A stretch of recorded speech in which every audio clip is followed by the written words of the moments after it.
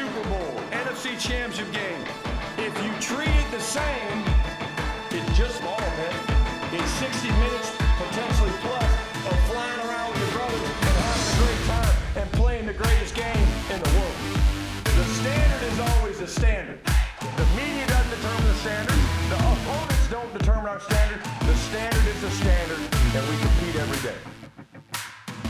It is week number 9 of this National Football League season, and time for another edition of Cowboys Huddle here inside the Globe Life Studios at the beautiful Star in Frisco. Bill Jones along with Cowboys head coach Brian Schottenheimer as we get you ready for Monday Night Football this week. The Arizona Cardinals are coming to town. And, Coach, I wonder just the message to the team this week coming off the disappointing performance last week, facing a bye next week. It's sort of the same message you have every week. It's a one-game season, isn't it? Absolutely, Bill. We talked exactly those terms. We talked to the guys about, hey, we missed an opportunity. We didn't play very well last week. There's a new opportunity ahead of us against a good football team. Don't be fooled by their record. They've been in a lot of close games. And, again, the focus is always going to be on us and what we can control, and that's having great practices and getting prepared. And the extra day does help.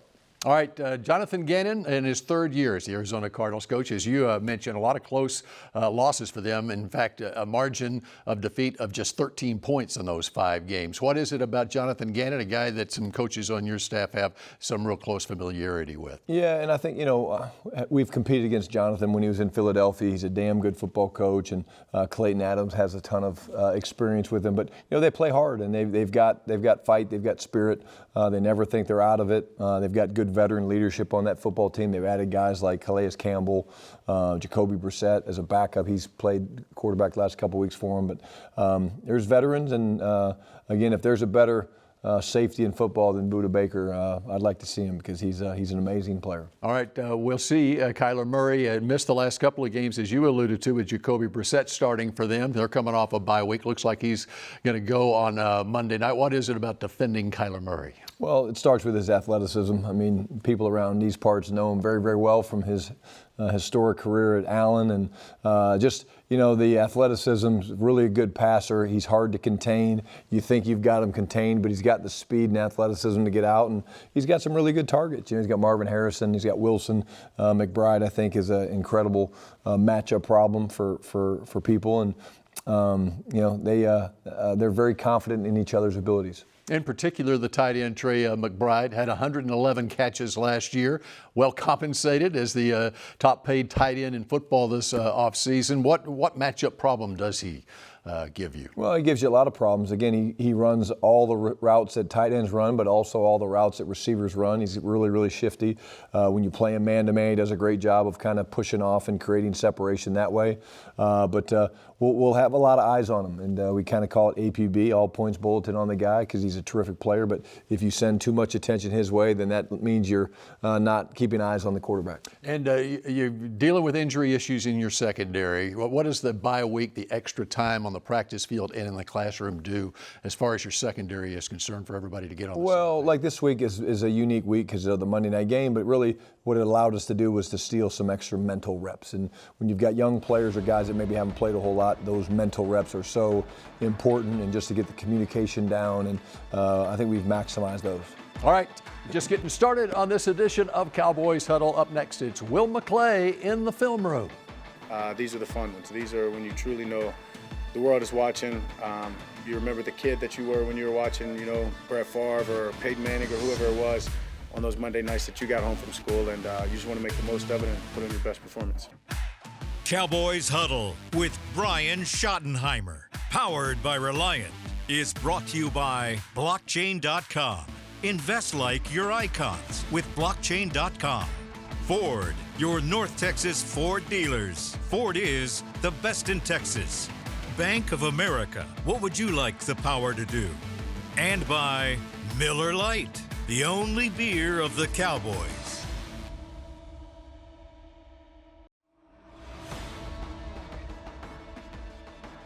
This segment is brought to you by WinStar World Casino and Resort. Proud to be the casino of the Dallas Cowboys. Please game responsibly. We got to attack them, obviously, in terms of, and I say that saying like we're going to pass rush. We're not going to sit around and, try to cage him in the pocket, because when you do that, I feel like then you're not attacking. You know what I mean? You're not pass rushing the way you're supposed to be. So, I mean, that's kind of what we've been seeing. We obviously know he's a mobile quarterback. He can run, he can throw the ball. And that's a lot of quarterbacks in the NFL nowadays. So we just got to do our job. We got to rush the passer, you know, get him off the spot, you know, force him to make throws that he's not comfortable making. So. Welcome back to Cowboys Huddle. Bill Jones joined by Will McClay now. We got the telestrator out. We're taking an up-close look at the Cowboys Cardinals, the Monday night matchup. Let's start with the Arizona offense. How about that tight end? 111 catches last year. He's already got 47 this year, Trey McBride. Yeah, what he is he's a really good athlete, very, very smart. He's able to get up the field vertically, and he's got great hands. So you look at it here, and they're devising it. So they're going 2 by 2. They're going to take motion.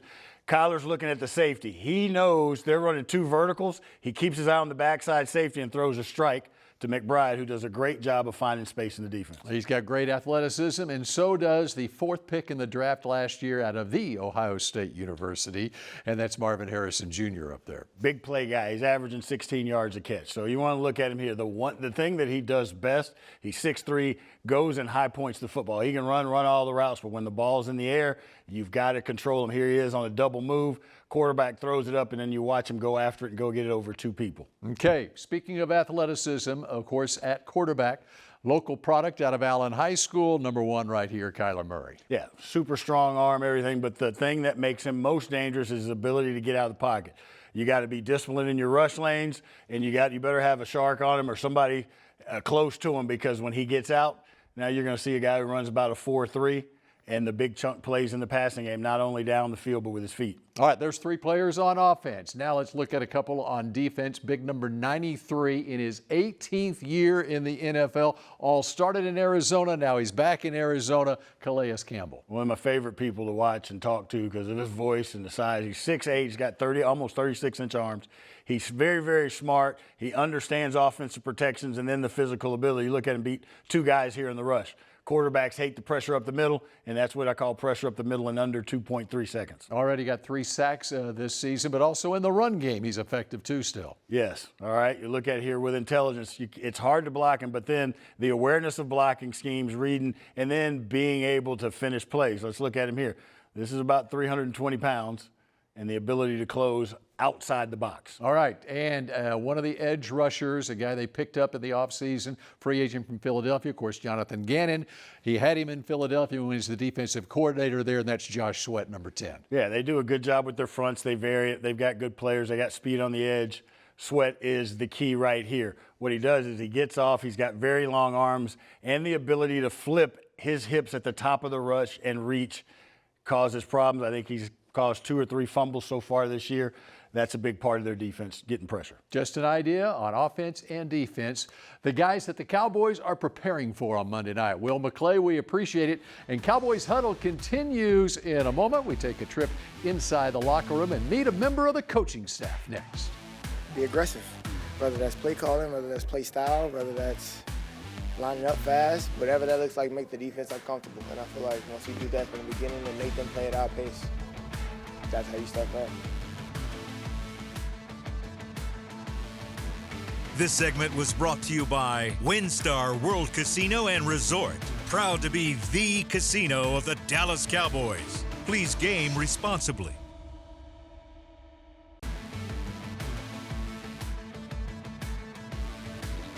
Cowboys Huddle continues now inside the Globe Life studio here at the Star in Frisco. Time to go behind the Star now with Cowboys assistant coach Darian Thompson, who used to be a Cowboys player. Darian Thompson, secondary coach, Nichols. Coaching, it kind of came about towards the back end of my NFL career. Playing football throughout my life, never really thought that I would end up coaching it, but it's something I kind of fell into. I've always been that type of person to look out for others, coach others, being the oldest in my family. It kind of came natural to me. And as far as the football side of things, I was able to pick up concepts, help guys to get into the right position to take care of their job, even while I was still playing. So it was kind of natural, and then Coach Dan Quinn, when I was done playing, gave me the opportunity to go ahead and step into this stage, and I've been enjoying it ever since. I think building trust with the players comes with consistency. All right? They don't want to see you up one day, down one day. They don't want to see you giving corrections to somebody else, but not the next person. They want you to be consistent and to be and walk what you say you're going to do. So I think over time, again and again and again, if they continue to see those things, they'll naturally start to build trust. A lot of people look at them as superstars, but for me, I look at them as just another person. And I think once they realize that I see them in that way and not the superstar shine, they're a little bit more accessible. Being a coach from being a player is a lot more time. I always joke around, but not really when I was a player, I felt like I was always in the building. But now that I'm a coach, I feel like the players are never in the building. So it goes fast when you're here, but when you get home, you have limited time with your family. And that's something that I have to practice on being intentional with my time. No matter if it's a 15, 16-hour day here at work, realizing that my family, they need me to be clear, to be communicative, to be loving, and to be there for them, when I get home. So trying to find a happy balance is something I have to be intentional with every day. Darian Thompson in charge of the Cowboys nickelbacks on that defense. And now let's hear from the players after that disappointing loss in Denver last week. Coach, talk about consistency. One play at a time. Redo it, one play at a time. The third play of the game. Here's a slant picked off at the 40-yard line. Let's go! Second and 10. Toss left to Harvey. Shredding the defense. There he goes, 25, 20, 10. Harvey strolls in. Nothing is away from us. It's one game, and we have spurts where we're playing good defense. We got to find that consistency and just all start at practice and just executing when we get on the field. Prescott on third down. There's a deep drop. Steps up deep to the middle. Pickens a great catch with a man hanging on him. Moss all the way down at the 39. Back to throw. Flushed out. Pressured. Sacked for the second time today. Let's get it, right? Let's get it. Yes, sir. Let's get it. It's all good. Let it go. We got to find consistency, honestly. Frustrating part about, coming out here and we lost the game playing our best, you can somewhat live with that, But when we didn't play anything close to that, I think Shotty said it in there, if there's somebody that feels like they played their best, come forward and say it. And I don't know if there's any player in that locker room that's going to feel that way. And so talking about identity, trying to find it, we were far from anything that we've been, especially on the offensive side of the ball today. And so that's what's as frustrating as anything is we didn't even play to our identity. We didn't play to our standard. And we've got to find a way to do that on the road. I love it. All right, I'm great. Leave it on. Yeah, say less. This week, those players with an extra day to prepare for the Monday night game against the Arizona Cardinals, and the coach rejoins us when Cowboys Huddle continues in a moment.